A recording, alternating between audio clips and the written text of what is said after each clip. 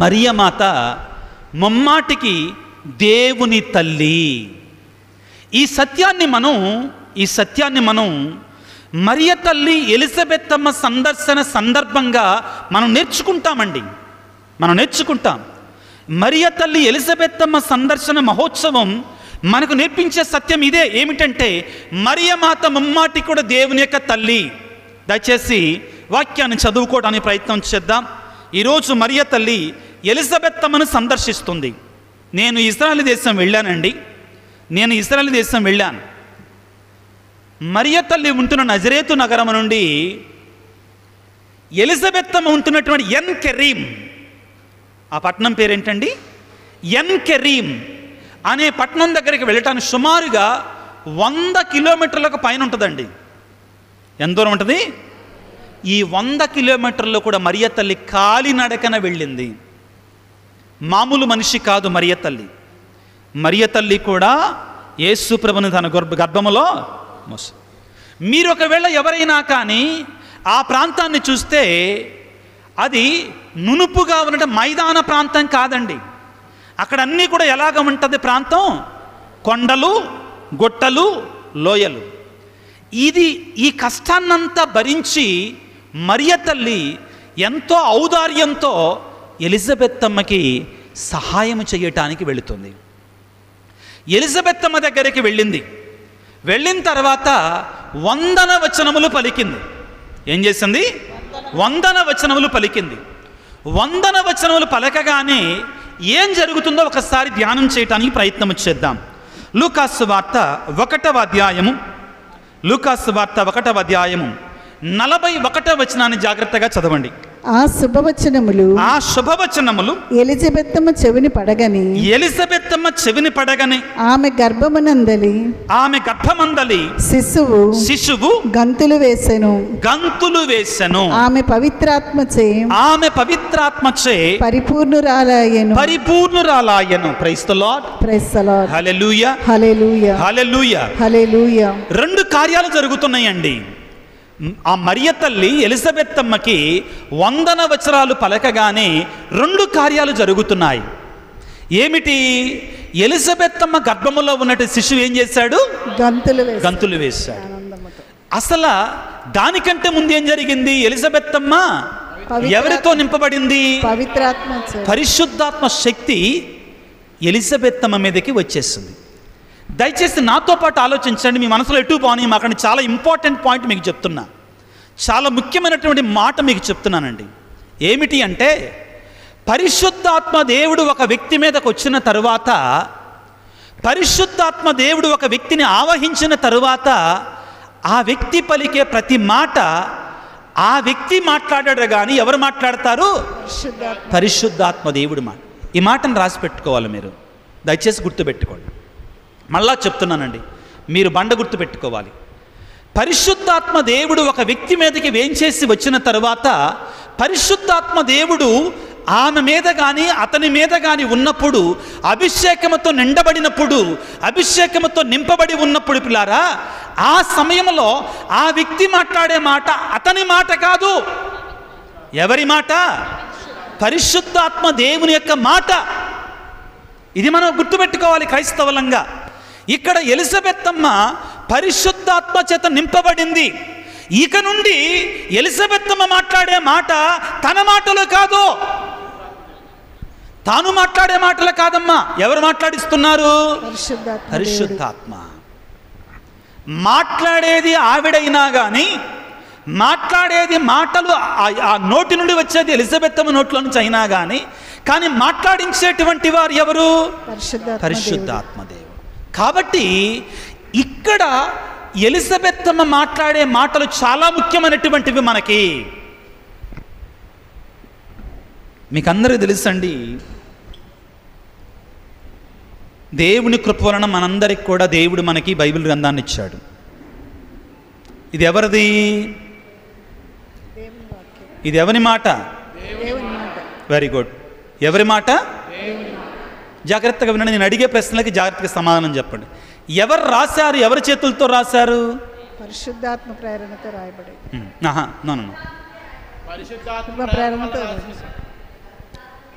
నా ప్రశ్నకి మాత్రమే సమాధానం చెప్పండి మీరు. ఎవరు రాశారు? ప్రవక్తలు, అపోస్తులు రాశారమ్మా కొంతమంది, ప్రవక్తలు రాశారు కొంతమంది, రాజు మోషే ప్రవక్త రాశాడు మొదటి 5 గ్రంథాలని, దావీదు కీర్తనలు రాశాడు, చక్కగా చెప్తున్నారు. దావీదు మహారాజు రాశాడు, సొలొమోను మహారాజు.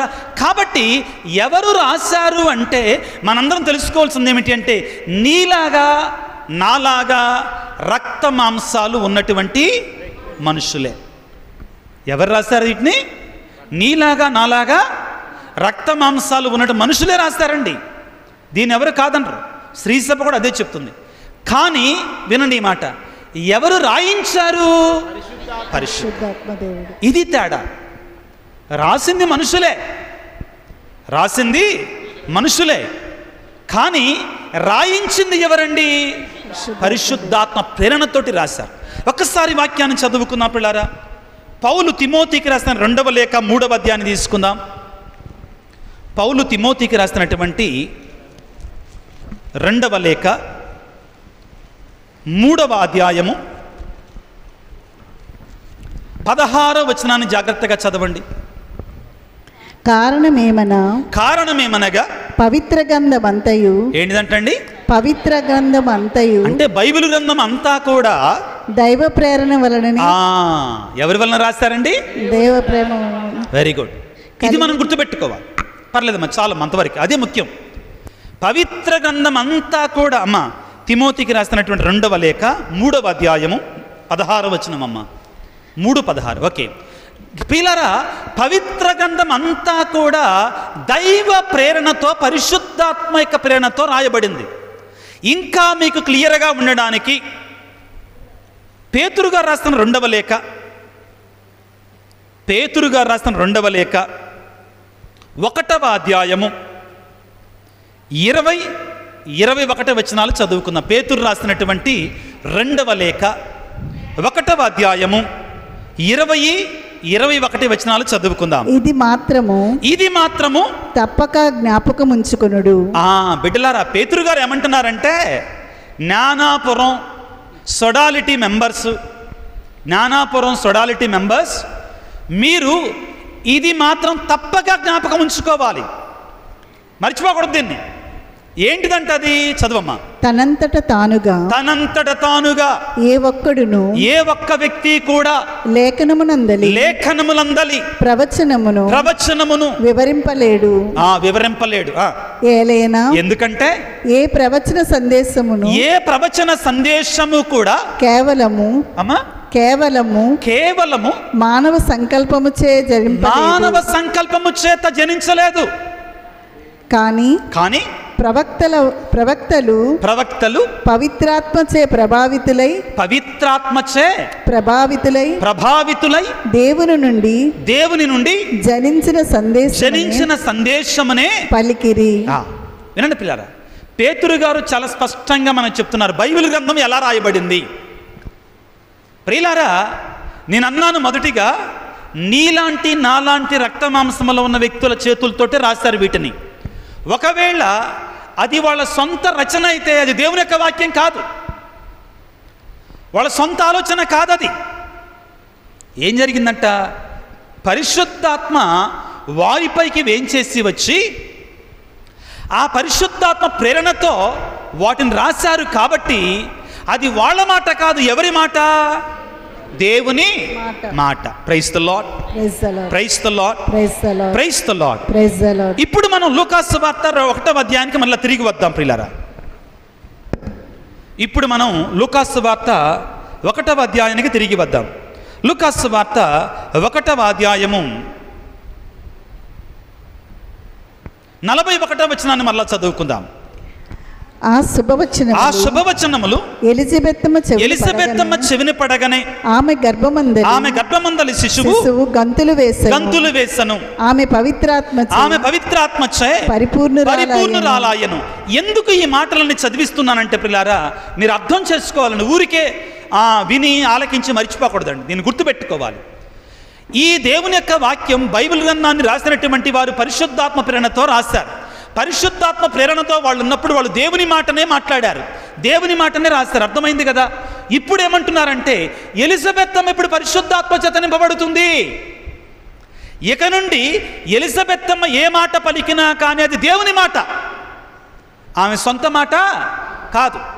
కాబట్టి ఇప్పుడు ఎలిజబెత్ అమ్మ ఏమంటుందో ఒకసారి విందాం ప్రియులకు దేవుని. 42వ వచనం చదువుకుందాం. పిమ్మట ఎలిజబెత్ అమ్మ ఎలుగెత్తి ఇట్లా నేను స్త్రీలందరిలో నీవు ఆశీర్వదించబడిన దానవు, నీ గర్భఫలము ఆశీర్వదించబడింది. పిల్లరా, చాలా మంది మొదట్లో చెప్పాను, ప్రొటెస్టెంట్ సహోదరులు ఏమంటారు, మరియ తల్లి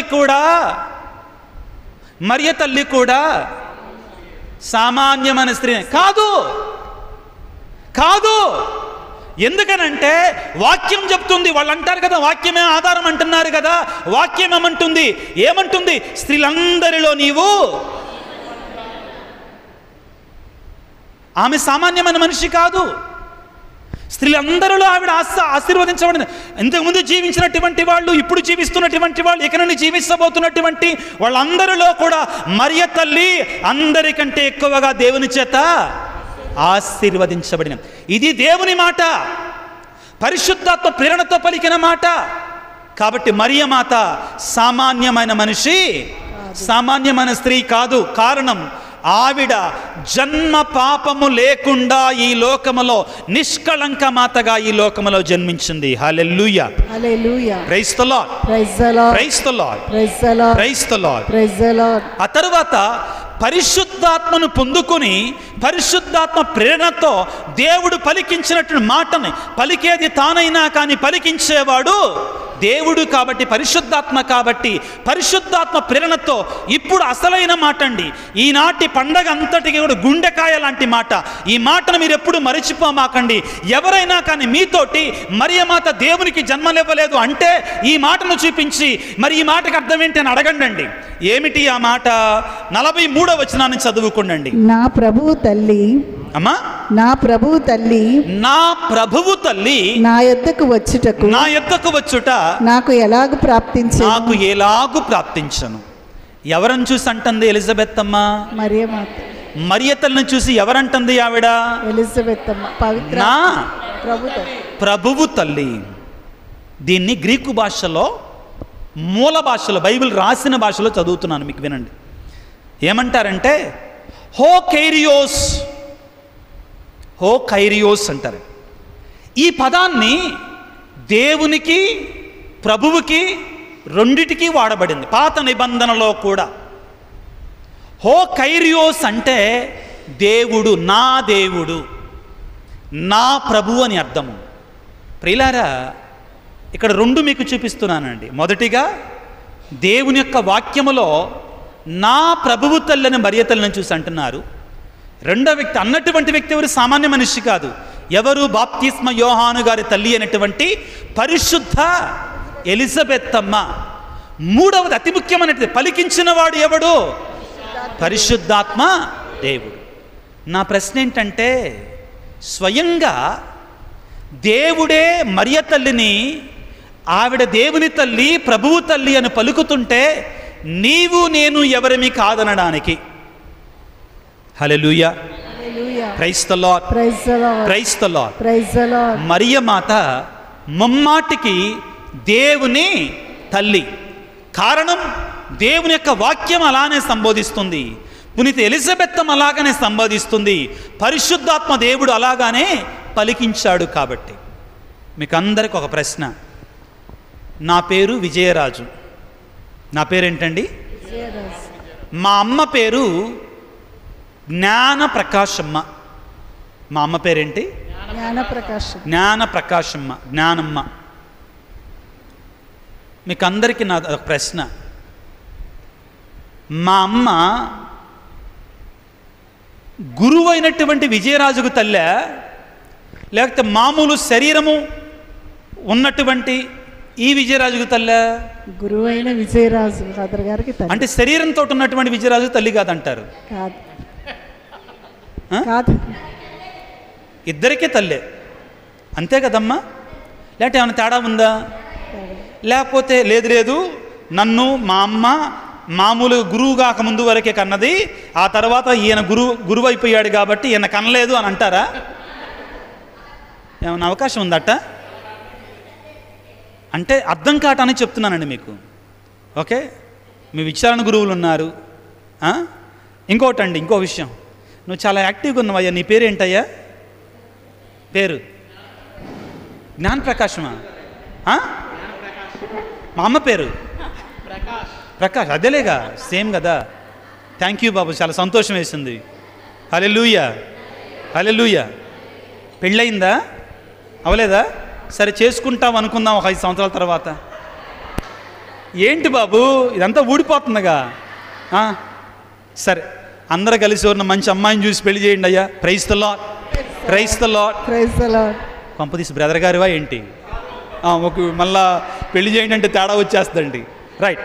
హల్లెలూయా, హల్లెలూయా, హల్లెలూయా, హల్లెలూయా. ఆ ప్రక్కన వాళ్ళు ఎవరండి? మీ పేరు ఏంటండి? ఎవరో ఒకళ్ళు పెళ్ళైన వాళ్ళు. జోసఫ్ గారు. జోసఫ్ గారు ఉన్నారండి. ఎవరైనా కానీ జోసఫ్ గారు పెళ్లి కాకముందే వాళ్ళ అమ్మ ఆయనకు అమ్మ, పెళ్ళైన తర్వాత వాళ్ళ అమ్మకి అమ్మ కాదంటారా? అమ్మే కదండి. ఇక్కడ ఎందుకు ఈ మాటలు అడుగుతున్నానంటే విచిత్రంగా ఉండొచ్చండి మీకు. వీళ్ళ వాదనలు ఎలాగుంటాయి అంటేనండి, మరియ తల్లి గురించి, యేసు ప్రభువు శరీరానికే మరియ తల్లి తల్లి, ఆయన దైవత్వానికి మరియ తల్లి మూర్ఖత్వం కదండి, మూర్ఖత్వం కదా. బైబిల్లో మొదటిగా ఏమనుంది? నా దేవుని తల్లి, నా ప్రభువు తల్లి అని రాయబడి ఉంది, నెంబర్ 1. రెండవది, యేసు ప్రభుకి మాట వినండి. యేసు ప్రభు ఈ లోకానికి both with divinity and humanity has come in to this world. ఈ లోకంలోనికి దైవత్వాన్ని మానవత్వాన్ని రెండింటిని కలిపి పట్టి ఈ లోకంలో పుట్టాడు. యేసు ప్రభు ఈ లోకంలోకి వచ్చినప్పుడు ఆయనలో దైవత్వము ఉంది, అదేవిధంగా మానవత్వము కూడా ఉంది. యేసు ప్రభులో ఎప్పుడు దైవత్వం పోలేదండి, దైవత్వం ఉంది ఆయనలో. మనం గుర్తుపెట్టుకోవాల్సింది ఏమిటి అంటే, అందరూ కూడా చాలా బండ గుర్తుపెట్టుకోవాల్సింది ఏంటంటే, ఒకవేళ ఎవరైనా కానీ లేదు మరియ తల్లి యేసు ప్రభు అనే మనిషి శరీరానికి మాత్రమే జన్మనిచ్చింది అంటే వాడికి రక్షణ లేదండి. అతనికి రక్షణ ఉంది. ఎందుకంటే అతను పెద్ద పాపం చేస్తున్నాడండి. ఏంటి ఆ పాపం? యేసు ప్రభు మనుష్య అవతారం ఎత్తినప్పుడు అతనిలో దైవత్వం లేదు అని అంటున్నాడు వాడు. ఈ తప్పుని ఆదిమ క్రైస్తవ సంఘాల్లో కొంతమంది చేశారు. దాన్ని ఏమంటారంటే ఏరియనిజం అంటారు. నేను మీతోటి కొంచెం లోతుగా మాట్లాడాలని వచ్చానండి. పైపైన కొద్దిగా లోతుగా వెళదామని వచ్చాను. ఓకేనా? అందరికి అర్థమవుతుంది? ఓకే. ఏరియనిజం అని ఉండేదండి ఆదిమ క్రైస్తవ సంఘాలలో. అంటే ఏంటంటే, యేసు ప్రభు దేవుడుగాడు, యేసు ప్రభు మనిషి మాత్రమే, ఆయనలో మానవత్వం మాత్రమే ఉంది, ఆయన దేవుడు కాడు, ఆయనలో కొన్ని శక్తులు ఉన్నాయి. వినండి జాగ్రత్తగా. ఇది అనుకున్నారు మొదట్లో కొంతమంది. ఏరియనిజం అంటారండి దాన్ని. అంటే ఏంటంటే, యేసు ప్రభు పరిపూర్ణంగా దేవుడు కాడు అనే సిద్ధాంతాన్ని ఏరియనిజం అన్నారు. శ్రీసభ మొదట్లోనే దాన్ని తుంచివేసింది. నో, ఇది తప్పు, యేసు ప్రభు ముమ్మాటికి దేవుడే. కొన్నాళ్ళు ఆగిన తర్వాత ఇంకో సిద్ధాంతం వచ్చింది. లేదు యేసు ప్రభువులో మానవత్వం లేదు, ఆయన మనిషి కాడు, ఈ లోకంలో పుట్టినా కానీ ఆయన మనిషి కాదు. దాన్ని ఏమంటారంటే డొసటిజం అంటారండి. ఏమంటారు? 4 తరగతులండి, మీరే చెప్పండి అంటారు. డొసటిజం అంటే జరిగినాయండి ఈ వాదనలో. ఆదిలో ఏమంటారు దాన్ని?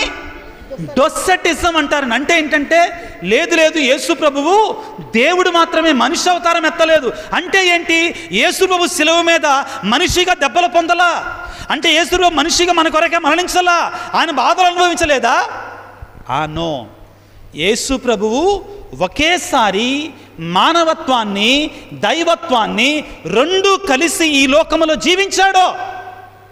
కాబట్టి ప్రియులారా, మరియ తల్లి యేసు అనేటువంటి దేవునికి అదేవిధంగా మనిషికి ఇద్దరికీ మరియ తల్లి జన్మనిచ్చింది. Hallelujah, praise the lord, praise the lord, praise the lord. ఇంకా ఇంకో సిద్ధాంతం ఉండేదండి మొదట్లో, మ్యానిఖేయిజం.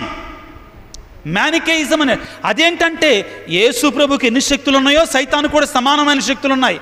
దాన్ని అగస్తీను గారు మారు మనసు పొందకముందు దాన్ని నమ్మాడు. ఆయన తర్వాత మారు మనసు పొందాడు. అది కూడా తప్పే. ముగింపు ఏంటంటే ప్రియులారా, అందరూ జాగ్రత్తగా ఆలకించండి. మరియ తల్లి యేసు ప్రభు శరీరానికి ఎలా జన్మనిచ్చిందో అదేవిధంగా ఆయనలో ఉన్న దైవత్వానికి కూడా కలిపి లోకములో జన్మనిచ్చింది. ఈ మాటని మనం ప్రియులారా ఈనాటి పండగ ద్వారా మనం నేర్చుకుంటాం. ఎలా నేర్చుకుంటాం? మరియ తల్లిని చూసి ఎలిజబెత్ అమ్మ ఏమంటుంది? నా ప్రభువు తల్లి, నా దేవుని తల్లి నా యొద్దకు వచ్చుట నాకు ఎలాగూ ప్రాప్తించు అని పలకటము ద్వారా ఎలిజబెత్ అమ్మ మరియమాతని దేవుని తల్లిగా మరియ తల్లిగా అంగీకరించింది. కాబట్టి శ్రీసభ మరియమాతని దేవుని తల్లిగా దేవమాతగా మనం కొనియాడుతున్నాం. ప్రియులకు దేవుని బిడ్డలారా, ముగింపుకు వస్తే ఇదిగో ప్రియులకు దేవుని బిడ్డలారా, ఈనాటి పండగ ద్వారా మనం ప్రారంభంలో చెప్పినట్లుగా ప్రియులారా మరియమాత మనకి 2 ముఖ్యమైన సందేశాలు ఇస్తుంది. మొదటిది, ఆపదలో ఉన్నటువంటి వారిని ఆదుకోవాలి.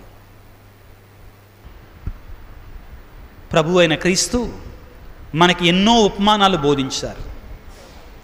మంచి సమరయుని ఉపమానం. ఏ ఉపమానం అండి? మంచి సమరయుని ఉపమానం. బాధలలో కష్టాలలో పడిపోయి దొంగల దెబ్బలు తిన్నటువంటి ఆ వ్యక్తి రోడ్డు ప్రక్కన పడిపోయి ఉంటే ఒక పూజారి వెళ్ళాడు, ఒక లేవీడు వెళ్ళాడు, పట్టించుకోవట్లా. కానీ ఒక సమరయుడు వెళ్ళాడు. అతను చూసి అతనికి సహాయం చేశాడు. దేవుని చిత్తానుసారం చేసింది ఈ వ్యక్తే. మరొక సందర్భంలో కడబోర ఊదినప్పుడు ప్రియులారా యేసు ప్రభు ఎవరికి రక్షణ ఇస్తాడు అంటే, ఇదిగో ప్రియులారా వాక్యములు మనం చదువుకుంటాం. నేను ఆకలిగా ఉన్నప్పుడు నీవు నాకు అన్నం పెట్టితివి, దాహముగా ఉన్నప్పుడు నీవు నాకు దాహము తీర్చేతివి, వస్త్రహీనుడిగా ఉన్నప్పుడు నీవు నాకు వస్త్రములు ఇచ్చేతివి. మత్తయి శుభవార్త 25వ అధ్యాయం 33వ వచనం నుంచి మనం చదువుకుంటాం. చదవాల్సిన అవసరం లేదండి. ప్రియులారా ప్రభు మనందరికీ నేర్పించే సత్యం ఈ రోజున మరియ తల్లి వలె దేవుని చిత్తాన్ని మనము నెరవేర్చాలి. రెండవది, ఈ పండగ ద్వారా మనం నేర్చుకునే అతి ముఖ్యమైన సందేశం, సొడాలిటీ మెంబర్స్గా మరియమాత అనుసరులుగా మనందరం చేయాల్సింది ఏమిటి అంటే, క్రీస్తు ప్రభువుని మనం మోసుకొని వెళ్ళాలి. మరియ తల్లి తన గర్భములో యేసు ప్రభును మోసుకొని ఎలిజబెత్ అమ్మ దగ్గరికి వెళ్ళింది. మరియమాత దేవమాత సొడాలిటీ మెంబర్స్గా మనము కూడా ప్రియులారా ఆ యేసు ప్రభువుని ఎల్లప్పుడూ కూడా మోసుకొని వెళ్ళాలి. నేను యేసును మోస్తున్నాను అనే సత్యాన్ని మనం మరవకూడదు ఎప్పుడు కూడా. ఒకవేళ ఆ సత్యాన్ని మనం మరచిపోతే మనం క్రైస్తవులమే కాదు. ఈనాడు ఈ పరిశుద్ధ బలి పూజలో ఆ మరియ తల్లి మధ్యస్థ ప్రార్థన ద్వారా ఈ 2 వరాల కొరకై ప్రార్థన చేద్దాం. అమ్మా తల్లి మరియమాత, దేవుని తల్లి దేవమాత, మేము కూడా మా జీవితంలో ఆపదలో ఉన్నటువంటి వారికి సహాయం చేయడానికి, మా జీవితంలో యేసయ్యని మా హృదయంలో మా బ్రతుకులలో మోసేటువంటి వారముగా ఉండడానికి మాకు సహాయం చేయి తల్లి అని తలలో వంచి చిన్న ప్రార్థన చేసుకుందాం. సర్వశక్తిమంతుడా, సర్వోన్నతుడా, పరిశుద్ధ కన్య అయిన మరియమాత ఎలిజబెత్ అమ్మను సందర్శించిన మహోత్సవాన్ని కొనియాడుకుంటుండగా, ఇదిగో ఈ జ్ఞానాపురం విచారణలో ఉన్నటువంటి ఈ సొడాలిటీ మెంబర్స్ మేమందరమైన కూడా ఈ దివ్యబలి పూజలో పాల్గొంటున్న సమయంలో నీ పరిశుద్ధాత్మ శక్తిని మా అందరి మీద కుమ్మరింపచేయమని, ఆ మరియమాత మధ్యస్థ ప్రార్థన ద్వారా ఏ విధముగా నీవు ఎలిజబెత్ అమ్మను దీవించావో అదేవిధంగా మమ్మందరిని కూడా దీవించి ఆశీర్వదించమని వేడుకొనిచున్నాం. ముఖ్యంగా ఈ వాక్య పరిచర్యలో పాల్గొనని వీళ్ళందరినీ దీవించు ప్రభువా. ప్రత్యేకమైన రీతిలో ప్రభువా దేవమాత సొడాలిటీ మెంబర్స్ అందరినీ కూడా ఆశీర్వదించి మేమందరము కూడా ఆ మరియ తల్లి యొక్క ఆదర్శాన్ని అనుసరిస్తూ ఆ మరియ తల్లి యొక్క అడుగుజాడలలో నీకు సాక్ష్యాన్ని పలికే విధంగా, నిన్ను మోసే విధముగా, 10 మందికి మా స్తోమతకు తగినట్లుగా సహాయం చేసే విధంగా మమ్మందరిని దీవించమని, ఈ సొడాలిటీ మమ్మల్ని అందరినీ ప్రత్యేకంగా వారి ఉద్దేశాలను, వారి తలంపులను ఆశీర్వదించమని, ఈ సొడాలిటీని మీరు బలపరచి దృఢపరచి 10 మందికి సుమాత్రకగా ఉండులాగా దీవించమని మా ప్రభు అయిన క్రీస్తు ద్వారా వేడుకొనుచున్నాము తండ్రి. ఆమేన్.